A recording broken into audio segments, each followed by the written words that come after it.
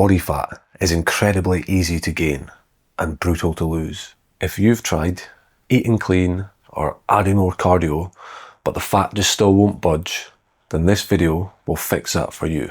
I'm going to show you the exact system to lose fat without starving yourself, wrecking your energy, or living in the gym. This stuff actually works for real life, and it's backed by science. And the most effective fat loss habit that you're not doing, it isn't another workout, it's something hiding in plain sight, and I'll prove it. My name's Jake. I've been training in the gym for the past 13 years. I have a love and a passion for fitness, and I want to help share that knowledge and help more people get in the best shape of their life, physically and mentally. If you'd like to join on this journey, then just drop my page a follow or subscribe to the YouTube channel. The fundamentals of fat loss. Fat loss is simple, but it isn't easy. It all comes down to energy balance. Calories in versus calories out. It's really that simple.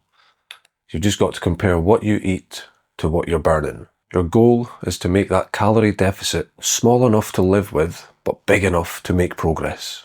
Start with around a 15% deficit, no more than 500 calories per day, below your maintenance.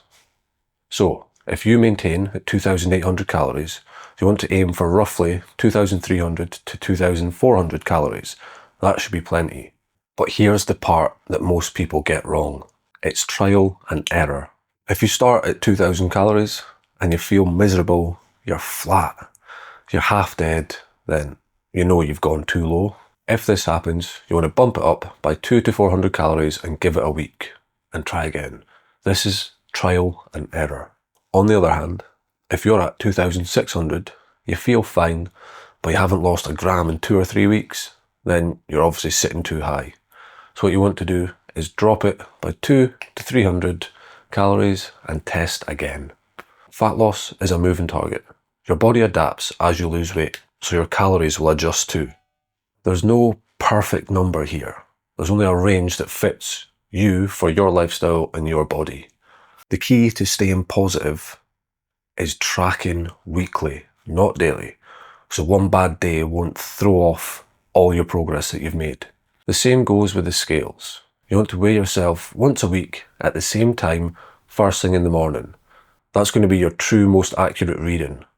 Let's talk about smartwatches and tracking our calories burned. Even if your food is dialed in, calorie burned estimates can throw everything off.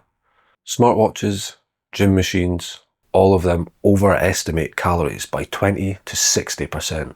If your watch says that you've burned 800 calories, it could actually be closer to 400. These numbers are based on heart rate, weight, and age, not your true metabolism or many other biological factors that actually come into how many calories you burn during exercise. Instead, what you should do is use your watch to track consistency. Steps, heart rate zones, and workouts. Don't use them to calculate how much you've earned to eat back later. Stop chasing calorie numbers that you can't measure accurately. Start focusing on what you can control. So, your calories in, what you're eating, your diet, your steps, how many steps you're doing. You know we should aim for 7,000 to 12,000 steps a day. Your training frequency, your weekly averages, and just your general mood. Let's talk about how to create that deficit without starving yourself, feeling like quitting, or turning yourself into a zombie. You can't out-train a bad diet, and you don't need to suffer to eat less. Here's how to make a deficit that actually fits your life. Some of the best and easiest deficit methods you have are portion control. You want to cut oils, sauces and dressings and extras first. Cut them out of your diet. You want to prioritize protein. You want to aim for around 1.6 to 2.2 grams per kilogram of body weight. This keeps you full, preserves muscle, and boosts calories during digestion. Next on the list is ditching liquid calories. So this is your juices, milky coffees, alcohol. These are all easy calories with zero fullness. You want to track your food for at least 2 weeks, not forever, just enough to learn about the foods that you actually eat. You're going to want to limit processed foods, highly processed foods and seed oils, They're hyper palatable, which means they're addictive, they're really nice to eat, and ridiculously easy to overconsume. So we want to avoid these. You want to add more fibre into your diet. So we're talking fruits, veg, oats, potatoes. They keep you full for longer, stable, and regulate your hunger throughout the day. One of the easiest ways to blow up your daily burn is just to walk more. Humans are made for walking. It's one of the easiest things we can do. Again, as I mentioned earlier, we should be aiming for 7,000 to 12,000 steps per day. Protein is your real anchor here. It fills you up, it keeps your muscle on, keeps you looking wham, and it has the highest thermic effect on your body. It means your body's going to burn more calories as it digests it.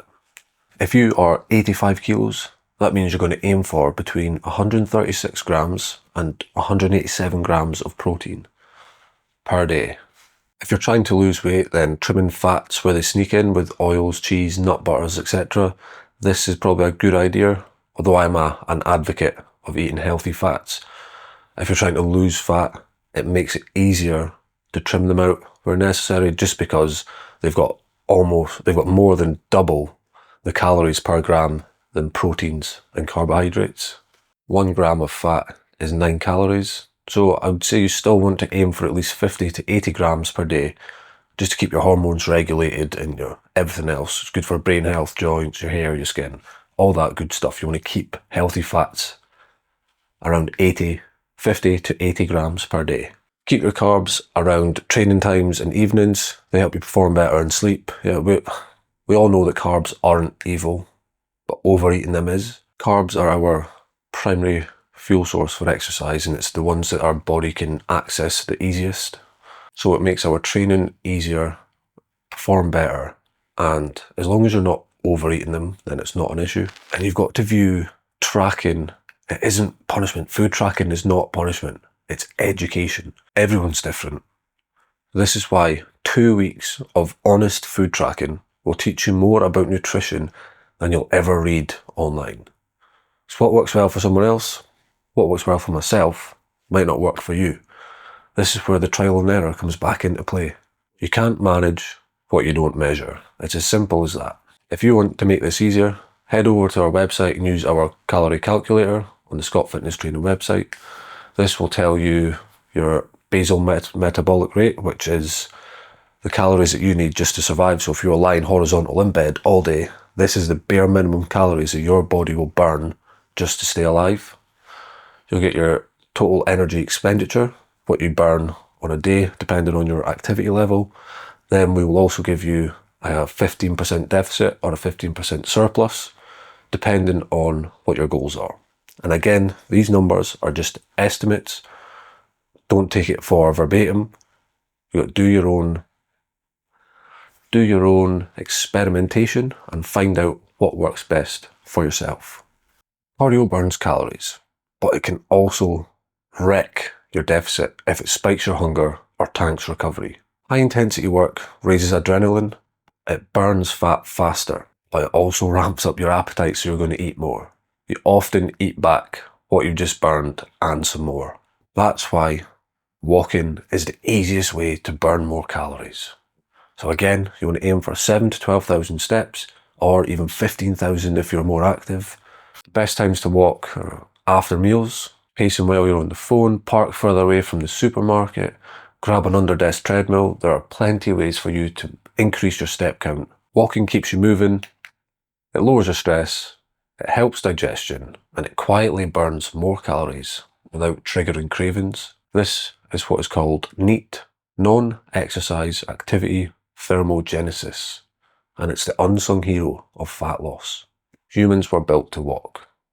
Just get out there, fucking walk more. Now, here's the thing that most men overlook. Being in shape isn't just about looking better. It changes how the world treats you. At work, physically active men perform better and take fewer sick days. A Harvard Business Review and analysis found regular exercise boosts next day performance, focus, energy, and output. A body scan study found that leaner, fitter body shapes correlated with higher income. Other studies show attractive, healthy-looking people are rated as more capable and respected in leadership roles. Research from the journal Evolutionary Psychology shows that women are more responsive to men who display strength, health, and dominance, traits that physical fitness signals naturally. Multiple studies confirm that fitter men are perceived as higher status and more trustworthy. The fit equals capable stereotype is real and works in your favour. So yes, it's about discipline, but it's also about advantage. Being in shape changes how people see you, talk to you, and respond to you. It's not vanity, it's about leverage. Most people don't fail because they're lazy. They fail because their goals are too vague. Don't just say, I want to lose weight. Say, I want to lose 5 kilos in 10 weeks. And you want to focus on your weekly averages, not your daily ups and downs. Tie it to identity. I want to feel strong, capable, and disciplined again. Be patient. Fat loss happens in weeks and months, not in days. You've got to stay consistent. And remember, you're not just burning fat here. You're rebuilding the respect you have for yourself. That's the real win. Lastly, just be realistic. Remember, it is impossible to target parts of the body to lose fat on. You can't just target belly fat by doing more sit-ups. The only way to lower fat in these areas is to lower your overall body fat percentage. And sadly, your belly is usually the last place to lose fat. Just like you can't outtrain a poor diet, you cannot outtrain poor recovery either. Sleep less and your hunger hormones spike. You stress more and your body holds on to the fat that it stores, especially around the gut. You want to aim for around 7 to 9 hours sleep a night, caffeine before noon only. You want your phone out of the bedroom and you're going to use these walks to de-stress. And if you mess up a day, don't panic. Just look at your weekly averages, and as long as everything is in check, then you can relax. Most guys quit right before the results show. You've got to stay patient. That's the key here. Patience and consistency are how anything you achieve in life happens. There's no get-rich-quick schemes, lose weight fast schemes. There's just hard work and results. That is the best way to do this. Do the simple things every day, and the progress compounds quietly. Let's talk about long-term fat loss and maintenance. The key here is slow. Go slow. Anything you try to do too quick is just going to backfire and put you back to square one. You want to lose around 0.5 to 1% of your body weight per week. The slower progress you make, the easier it's going to be, more sustainable, you're going to be less hungry throughout the day, and it's just generally, you're going to have a better time. As you get lighter, your metabolisms adapt, so you burn fewer calories. When this happens, you've got two options. You can drop your calories slightly by about 100 to 150, or you can up your steps by adding 1,000 to 2,000 steps per day. And when you hit your goal, don't binge back to what you were like before. Don't relapse to normal. You want to jump to your maintenance calories, add around 200 to 600 calories to your cut-in intake. You want to keep protein high, keep your steps up, and hold that for 2 to 4 weeks and just see if everything levels out. You want to keep your trigger foods out of sight. For me, it's sugary biscuits, chocolate, stuff like that's what I've done. I've got dark chocolate, 75% dark chocolate, and I've swapped my biscuits with a nice healthy cheesecake alternative. You want to keep a budget, a calorie budget for the weekends, so you can go out, you can still enjoy a meal and not have a meltdown about it. And you've just got to allow space for life. You know, discipline isn't perfection, it's all about control. So if that means allowing yourself to have a couple of chocolate bars here and there, going out for a nice pastry and a coffee on a Saturday morning, then absolutely, you've got to make space for this. At the end of the day, we're all human, we all have desires, and we all want to choose the path of least resistance. Losing weight is hard. It's much easier just to stuff your face and stay fat, lazy, and out of shape and miserable. But you're doing the right thing, you're watching this video, you're making progress to the healthiest version of yourself. So just keep on the path that you are on. Slow, consistent progress, day after day, and you will get there. You will become the person that you want to become. Let's recap the system. You want to be in a 15% deficit with a maximum of 500 calories a day. You're going to track weekly averages, not daily. You're going to adjust your calorie intake on your energy, mood, and results. You're going to ignore the watches for calories burned. You're going to walk 7,000 to 12,000 steps a day. You're going to resistance train, lift weights 3 to 4 times a week. You're going to sleep 7 to 9 hours per night, quality sleep. You're going to track your food for 2 weeks to learn about your nutrition and how your body reacts to what you're eating. You're going to cut out processed junk.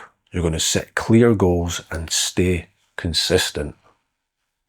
So if you've been punishing yourself with cardio, chasing magic diets that just don't work, and wondering why nothing's working, then this is your answer. There's no shortcuts, no guesswork, just systems that actually work. You need to be in a calorie deficit. It doesn't matter what you eat, but it is much better and easier if you eat well. Don't believe what anyone says. Nobody knows you and your body. The only way is to figure out what works best for yourself. And again, this is done through trial and error. Do this for 12 weeks and you'll feel like a brand new man. And if you want to try out our 28-day fitness challenge, head on over to our website, pop in your email and we'll send it straight over to you. If you like this video, then don't forget to check out the other ones on our page and subscribe for more. Peace.